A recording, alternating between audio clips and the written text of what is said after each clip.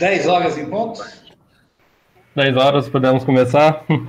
Bom dia a todos e todas. Bom dia. Bom dia. Bom dia. Muito obrigado por terem comparecido, nessa reunião que é do Departamento de Geologia da UFMG, para a apresentação do trabalho de graduação do nosso amigo Matheus Ramos de Oliveira, intitulado Sobre a Origem da Dicotomia Crustal de Marte. Quero cumprimentar todos e, ao mesmo tempo, apresentar a banca, que eventualmente é a professora Lúcia Maria Fantinel, o doutorando e geólogo Marcelo Freiman e eu, no papel de orientador e desorientador. Então, vai ter a apresentação de, no máximo, 30, 40 minutos. 40 minutos.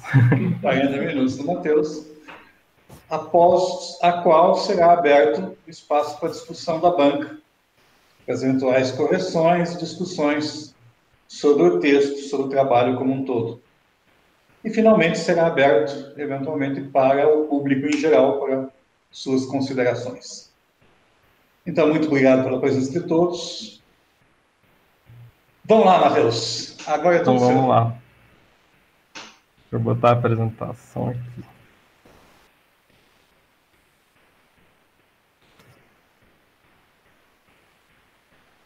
Vocês estão vendo? Peraí, começou. Então, Sim. primeiro, só um minuto, eu gostaria de fazer os agradecimentos, né? Primeiramente, vou agradecer a minha família, que principalmente meu pai, minha mãe, meu irmão, que fizeram o possível e o impossível para me apoiar nessa jornada. Gostaria de agradecer a todos os meus amigos, que cada um de vocês sabe como fez parte da minha vida, mas vocês não têm noção de como foram importantes. Eu gostaria de agradecer ao meu orientador, Knauer, que me direcionou assim, nos momentos críticos. E gostaria de agradecer a uma banda, a Neobliviscaris, representando todos os artistas do mundo que nos dão energia para trabalhar e para viver. Com isso, podemos começar a apresentação. Eu decidi começar com essa imagem, mostrando o espaço e esse pontinho aqui. Não sei se vocês sabem o que é, se vocês têm uma noção, vou dar uma ajudinha, tá? É a gente, é a Terra, e a Lua. Essa é uma imagem de uma das missões que foi para Marte recentemente, e do outro lado está o nosso objetivo, né, o Marte. E foi o objetivo dessa missão e também é o objetivo do nosso trabalho. Certo? Então vamos começar. O título é sobre a origem da dicotomia crustal de Marte. Bom, esse aí é o planeta. Uns fatos rápidos sobre ele. O tamanho é metade do tamanho da Terra. A massa é 1/10 da massa da Terra. A estrutura interna também é similar à da Terra, manta, crosto e núcleo. A gente ainda não sabe se o núcleo tem uma camada líquida ou não. E uma notícia agora, do dia 17/3, é que conseguiram as primeiras medições do tamanho do núcleo. Então, ele tem 3.620 quilômetros de diâmetro. Marte tem 2 luas, Phobos e Deimos, mas elas são bem pequenininhas comparado à nossa Lua, só tem 20 km de diâmetro. A atração gravitacional é 60% menor do que a da Terra. A atmosfera é 100 vezes menos densa do que a da Terra e bem fininha também. A composição é principalmente dióxido de carbono, também com 2% de argônio e nitrogênio, e 1% que é vapor de água, monóxido de carbono e oxigênio, mas em concentrações bem pequenininhas. A temperatura média do planeta é menos 63 graus Celsius, então, assim, razoavelmente inóspito para a gente. E a distância solar, né, é o 4º planeta, e o comprimento do ano é o dobro do da Terra. E uma curiosidade é que o dia tem aproximadamente a mesma duração, é 24 horas e 50 minutos, mais ou menos. Esse é o planeta, mas a grande questão que esse trabalho aborda é o que é a dicotomia crustal, né? Talvez essa imagem ajude um pouquinho. Se vocês perceberem, na parte superior, aqui no norte do planeta, essa é um mapa topográfico projetado em cima do modelo 3D, tal do Google Earth. E na parte superior temos uma altitude de menos 3 quilômetros em relação à média do planeta e um aspecto bem mais liso, se você comparar com a parte de baixo, onde tem muito mais crateras e também uma altitude média de 3 quilômetros acima, né, da média do planeta. Então, existe um contraste muito grande, que é bem notado aqui, e isso é a dicotomia crustal de Marte. Aqui tem um diagrama mostrando as altitudes da Terra e de Marte, tá? A Terra também tem uma dicotomia bem definida entre as crostas oceânicas e continentais, e a gente sabe a explicação disso em decorrência da tectônica de placas. Porém, em Marte, essa dicotomia também é notada, e a gente ainda está na fase de hipóteses para entender essa explicação. Aqui, rapidamente, o mapa topográfico e a demonstração da dicotomia, tanto em relação à topografia atual, tanto na média, quanto na média. Esse aqui é o mapa cronoestratigráfico do planeta, que é separado nos períodos noaquiano, hesperiano e amazoniano. Se a gente notar aqui embaixo, na parte sul,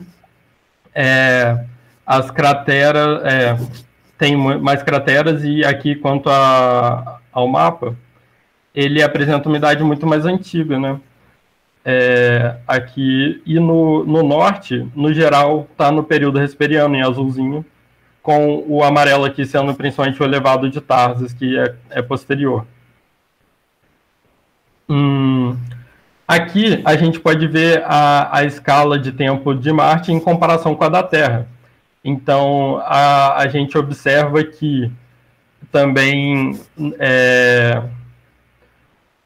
está no diagrama aqui os maiores eventos que ocorreram no planeta, e a gente percebe que eles se concentram aqui na parte mais antiga, até 3 bilhões de anos atrás, enquanto na Terra a nossa escala cronoestratigráfica é muito mais detalhada aqui no Fanerozoico, mais recente, até decorrência dos fósseis e tudo mais. Em Marte isso não ocorre, o amazoniano pega a maior porção e ele não tem muita coisa acontecendo. Mas vamos lá, como explicar esse fenômeno, né?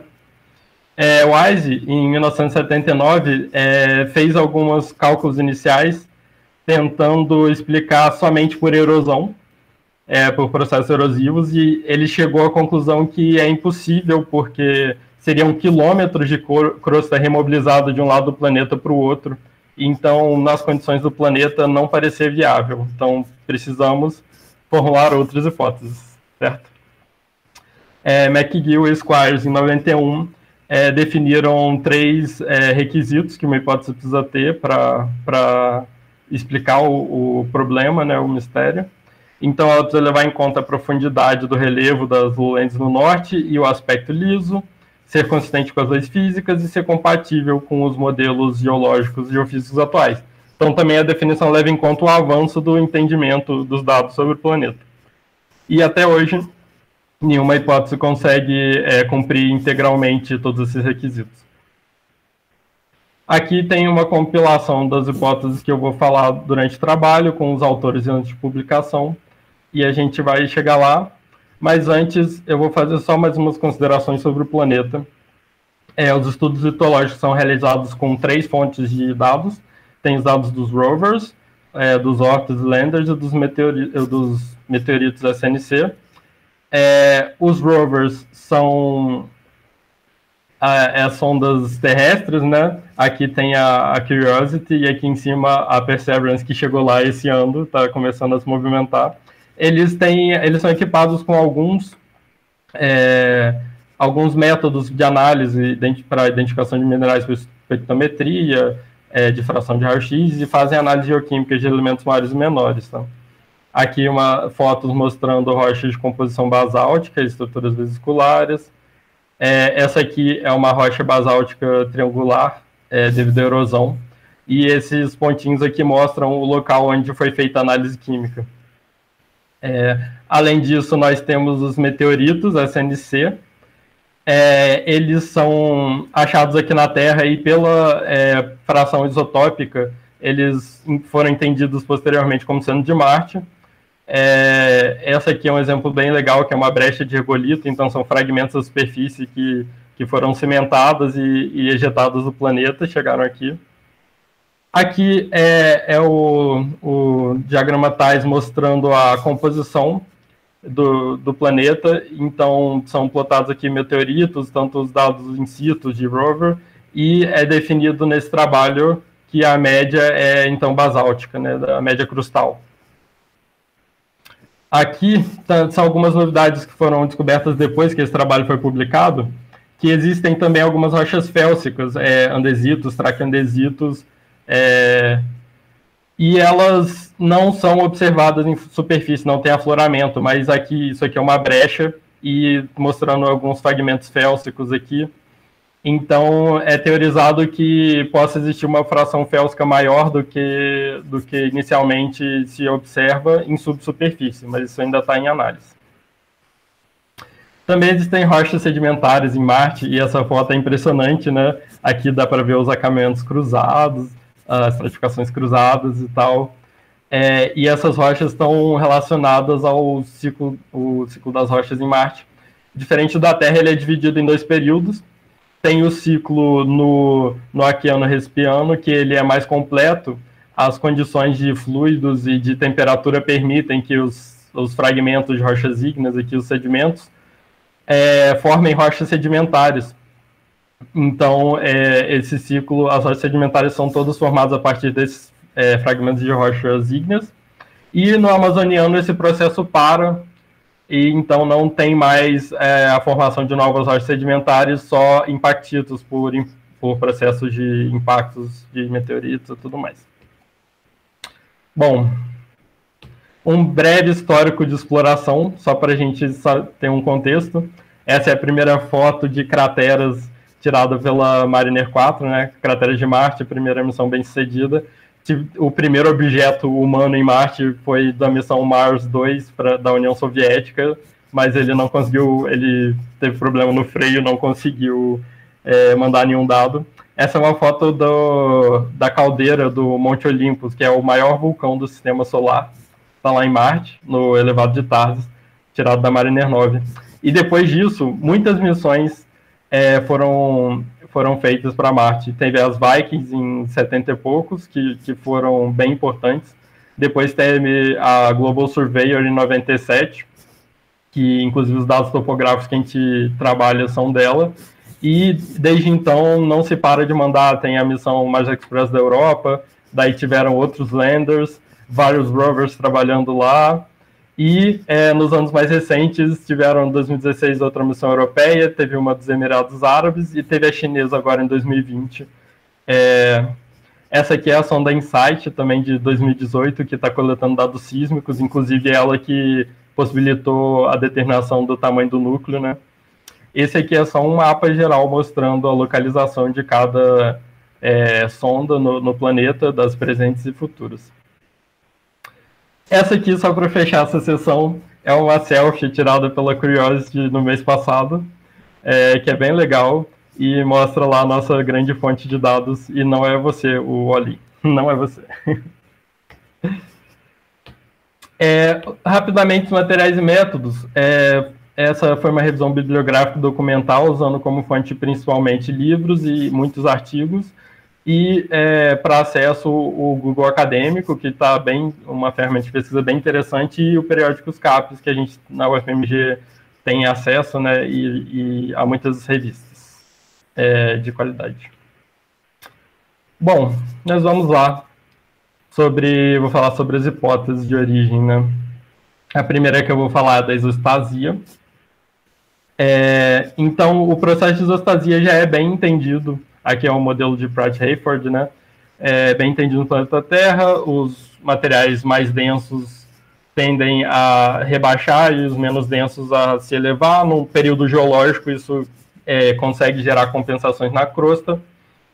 A grande questão é como esse processo geraria uma diferença crustal por si só, né? Ele não tem nenhum mecanismo que gere heterogeneidades.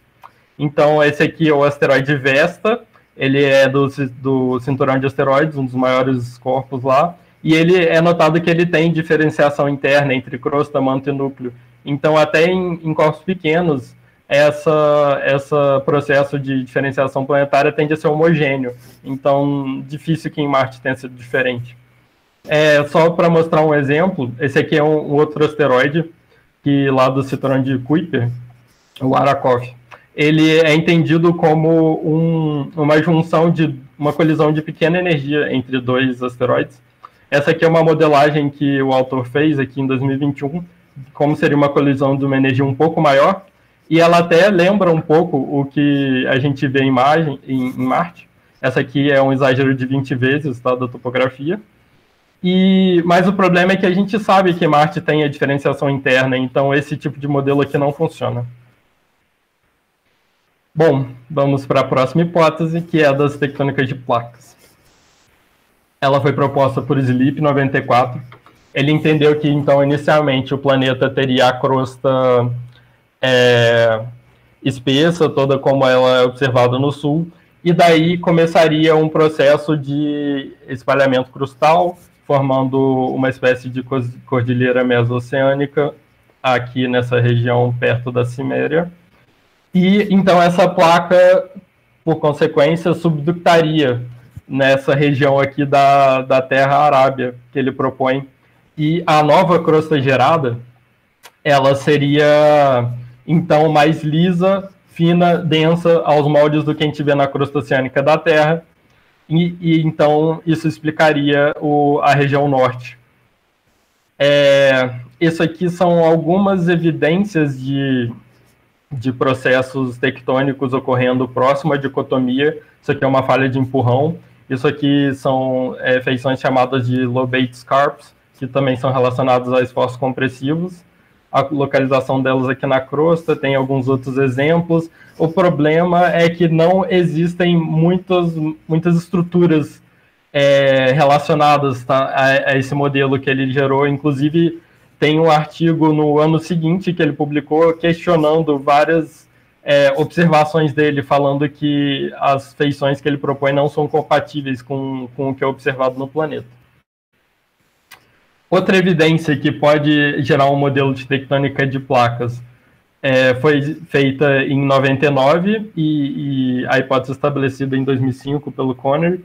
Isso aqui são um levantamento magnetométrico. Então, são faixas de alto magnetismo e baixo magnetismo, similar ao que a gente vê na crosta oceânica aqui da Terra, nos basaltos, né? Porque quando ele está tendo espalhamento da crosta oceânica, ao longo do tempo, com as reversões do campo magnético da Terra, a gente percebe padrões alternados de norte e sul. Então, esse padrão observado aqui foi relacionado a esse processo que é de tipo de placas tectônicas. Esse aqui é o levantamento completo, aqui no Acuna de 99, e esse é um mapa de 2005 tentando melhorar um pouco essa análise. A gente nota que a principal zona onde a gente consegue ver uma simetria dessas faixas é aqui no sul, e o resto tem um padrão bem esquisito. E a principal questão dessa evidência em relação ao modelo do Sleep é que justamente ela acontece no sul, no lugar oposto do que o Sleep propõe que a crosta oceânica se formaria, que seria no norte. Então, os modelos não são compatíveis entre si. E esse modelo não tem muito mais evidências além disso. Não tem, por exemplo, uma estrutura de cordilheira associada, então isso também é complicado. Aqui eles propõem, sim, até uma falha transcorrente no planeta, que dá para ver um pouco, talvez tenha algum processo tectônico, mas não são evidências suficientes. Outra questão interessante do modelo de tectônica é que proposta pelo Leonard aqui, é que, e mais observado por outros autores também, é que o modelo de tectônica ativa, ele propicia um fluxo de calor bem grande na crosta, né, da manto para a crosta. E isso é uma condição boa para que tenha ocorrido o dínamo no planeta, gerando o campo magnético. Então, está de acordo com as observações de campo magnético feitas. O autor aqui, Brewer e Spohl, eles, no trabalho de 2003, relacionam a possibilidade da placa tectônicas ou do modelo de placa única com a geração desse campo, né, as condições necessárias para gerar o campo magnético no planeta, e observam que nenhum dos dois modelos explica perfeitamente a geração do campo magnético. Então, eles tendem a preferir um modelo de placa única com um processo de superaquecimento do manto para explicar esse problema. Bom, vamos para a próxima hipótese. Vou falar da convecção e superpluma. Aqui, a proposta é que ou aconteça uma convecção de primeira ordem do planeta, ou seja gerada uma superpluma, que seria por um processo de instabilidade aqui de Rayleigh-Taylor. Ocorre quando tem um fluido de densidade menor embaixo de um fluido de densidade maior, e com uma onda de instabilidade gera uma amplificação que gera uma pluma como resultado. Então, imagina-se que isso tenha ocorrido aqui no manto. Vamos ver as hipóteses, né?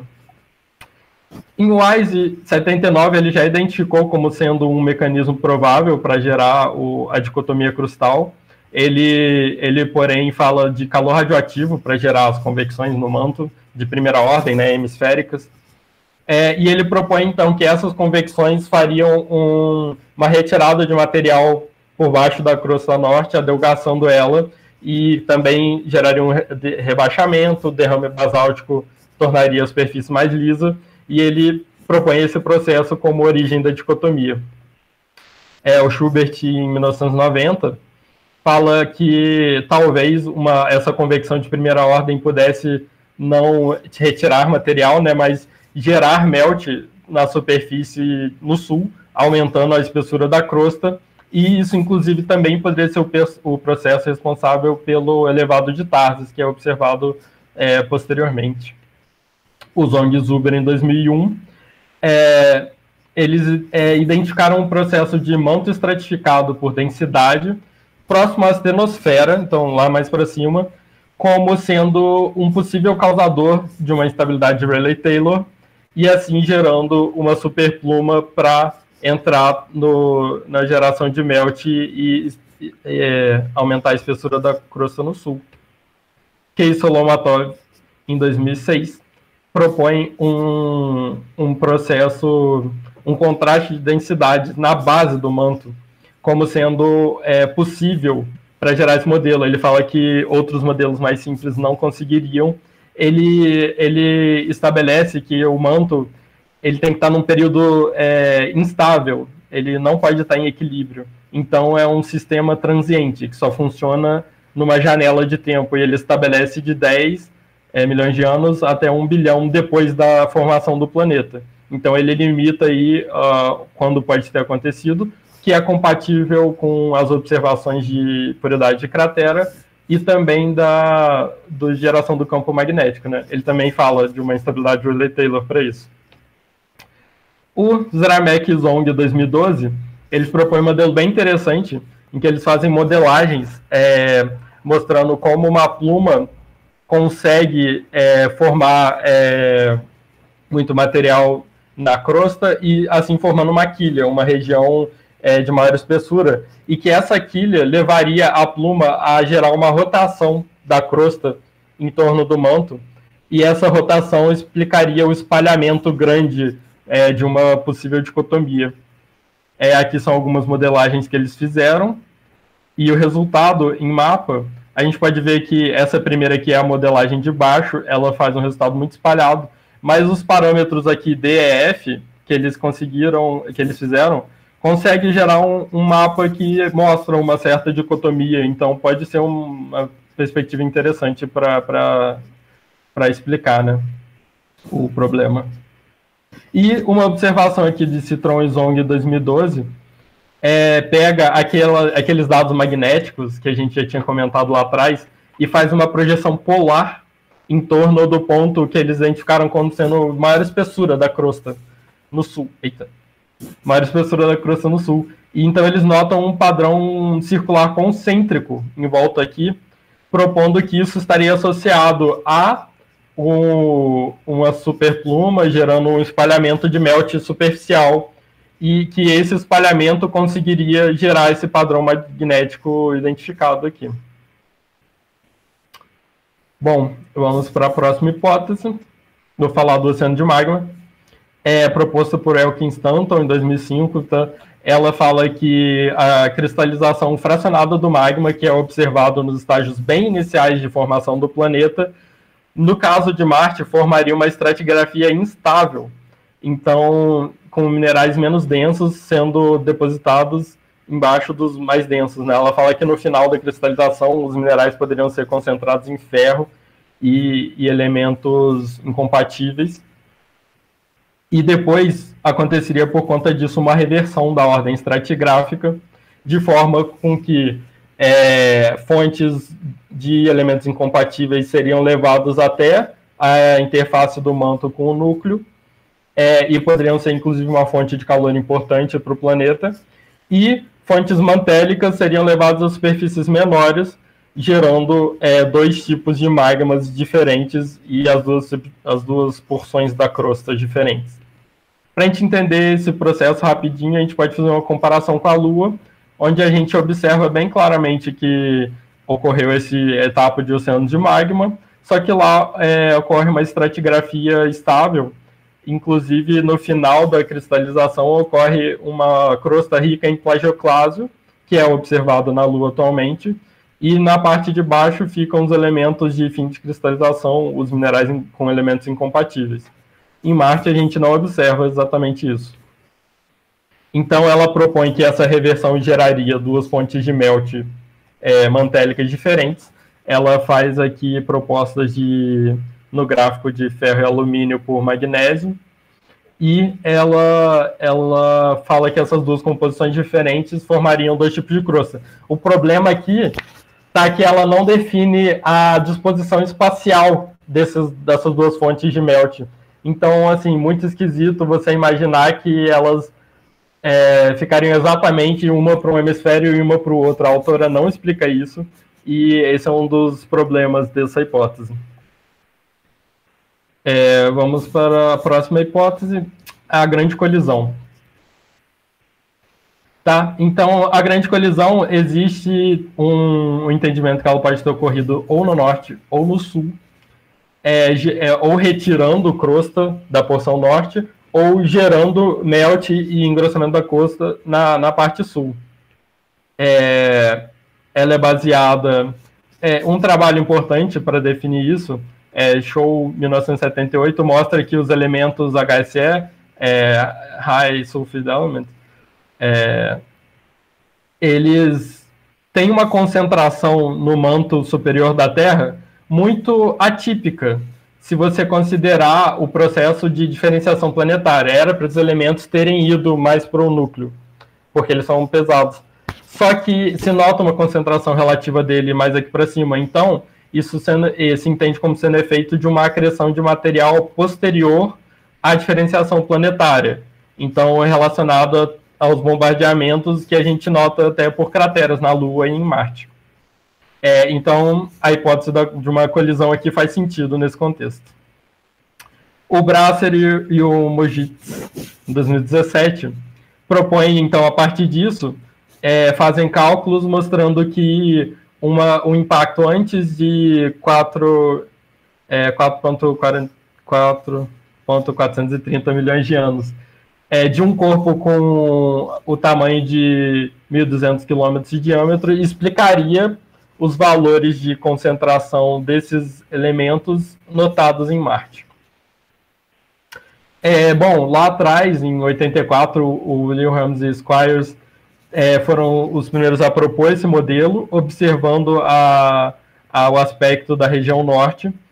E em 2008, o Andrews Hanna, ele conseguiu fazer uma modelagem bem interessante, porque um dos problemas que eram levantados acerca disso era o formato da porção norte, tá, das lowlands, e ele faz uma modelagem geofísica retirando a porção do elevado de Tarsis aqui, que é considerado como sendo posterior, e forma um modelo elíptico de cratera, até chamado de cratera borealis aqui no norte.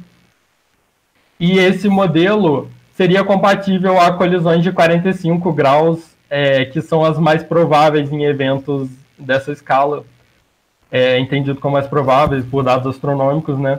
Então, inicialmente não se entendia que poderia formar essas crateras elípticas, mas depois começou a ser observado, inclusive em Marte, então essa forma elíptica está bem compatível.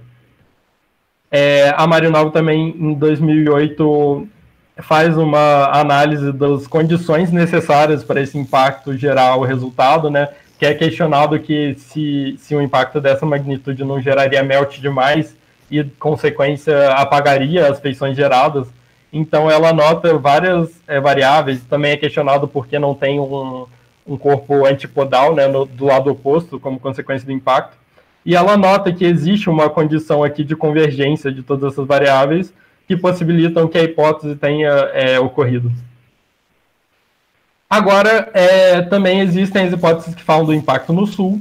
Aqui o Reese faz uma modelagem de como o impacto poderia, com o espalhamento do magma posterior, gerar o perfil observado na dicotomia, gerando uma cratera antipodal no norte.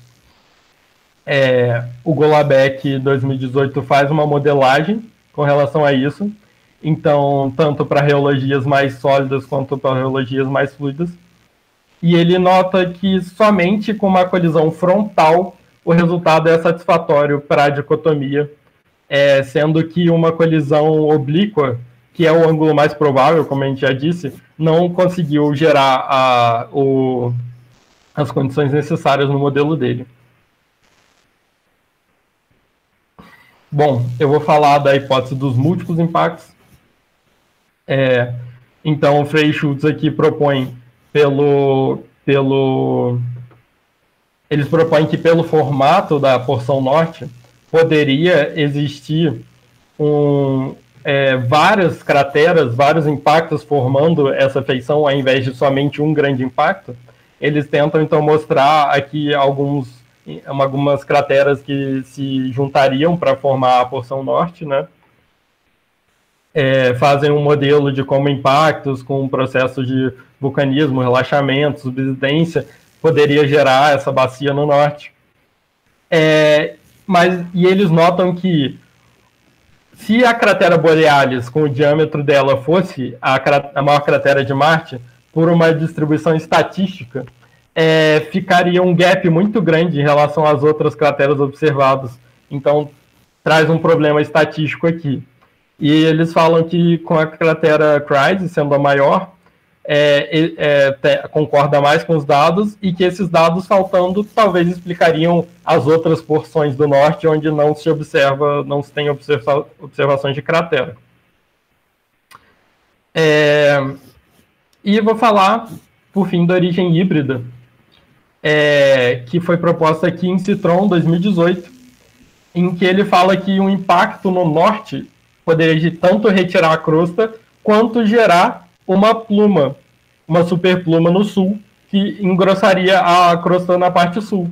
Então ele junta pontos positivos de duas hipóteses diferentes, tentando fazer um mecanismo só.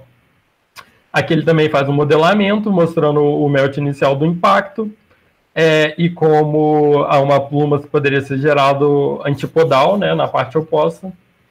E também podem ter outras possibilidades para a origem híbrida. Por exemplo, a isostasia é um mecanismo muito bom, considerando que se tenha uma diferença de composição e densidade crustal Então, às vezes, identificando dois mecanismos ocorrendo ao mesmo tempo é mais improvável, mas também pode ser investigado. E agora eu vou falar brevemente sobre as QCDs, que são importantes para a datação da crosta norte em relação à sul. Aqui no nosso mapa cronoestratigráfico, a gente notou que a porção norte toda entendida como sendo do Hesperiano, então bem mais nova do que o sul, mas Frey et al. Em 2002 mostra que pelos dados podem ser vistos várias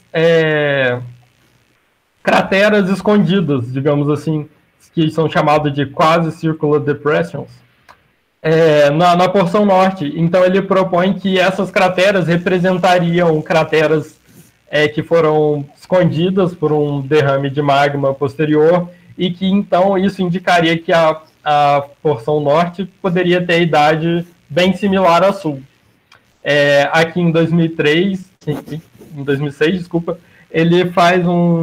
ele coloca no mapa topográfico várias das maiores crateras detectadas dessa forma, e ele então propõe que, pelos dados que ele analisou, a crosta norte pode ser pelo menos 60 milhões de anos mais nova do que a sul. Então ele limita bastante a janela e que o processo tem que ter atuado ali para gerar essa dicotomia crustal.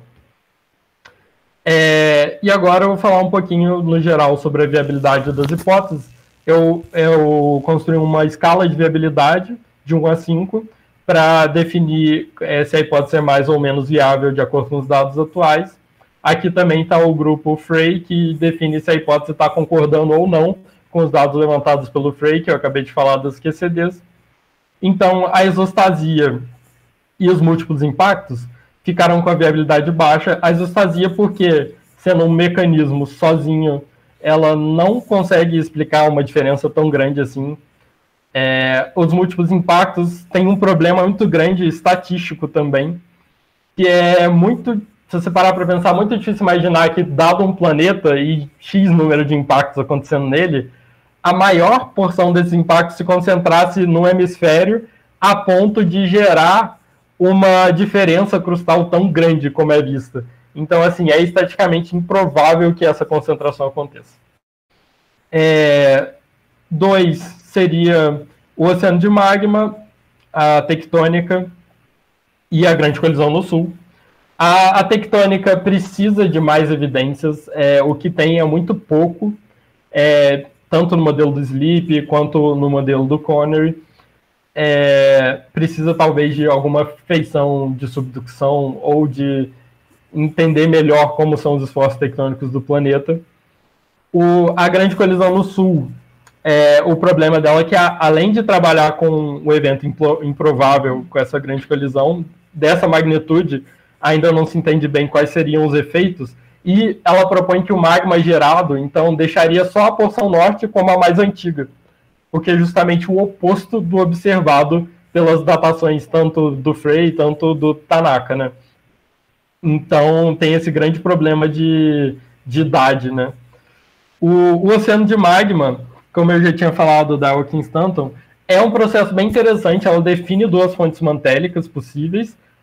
O problema é justamente essa organização espacial, ela não consegue explicar por que seriam separados em hemisférios, e sem essa explicação não fica inconsistente, precisaria de uma investigação adicional.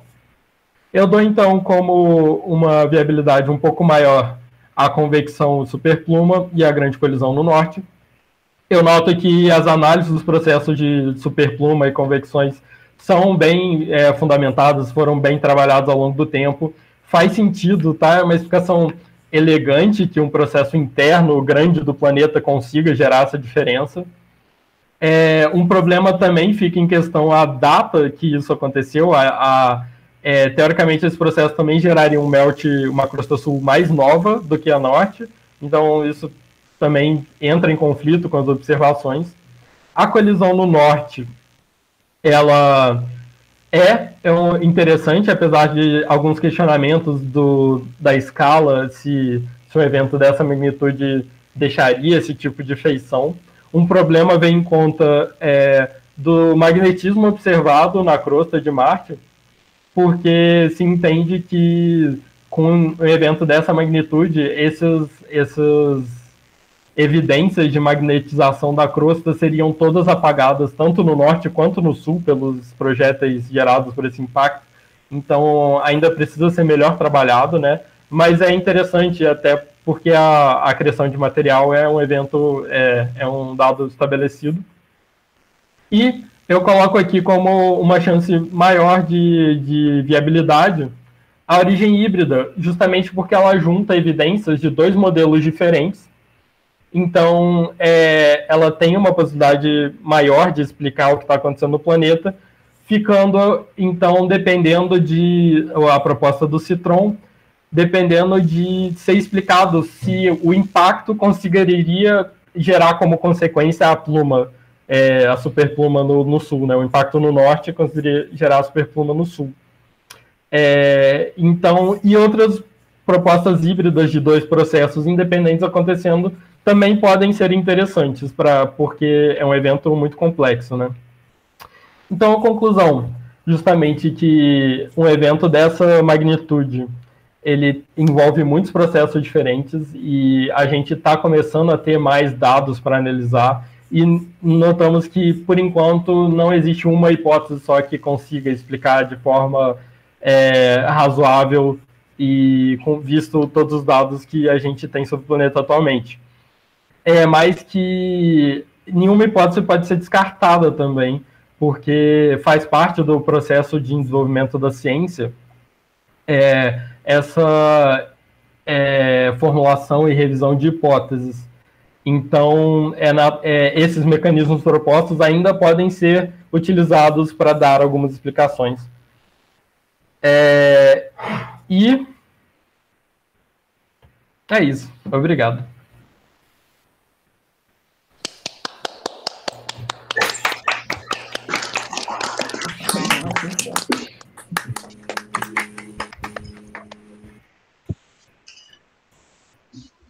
Bom, Matheus, obrigado por sua apresentação, que estava muito boa. Parabéns pela apresentação. Obrigado. Então, agora, eu vou prosseguindo, né? Eu vou convidar a professora Lúcia para fazer suas considerações.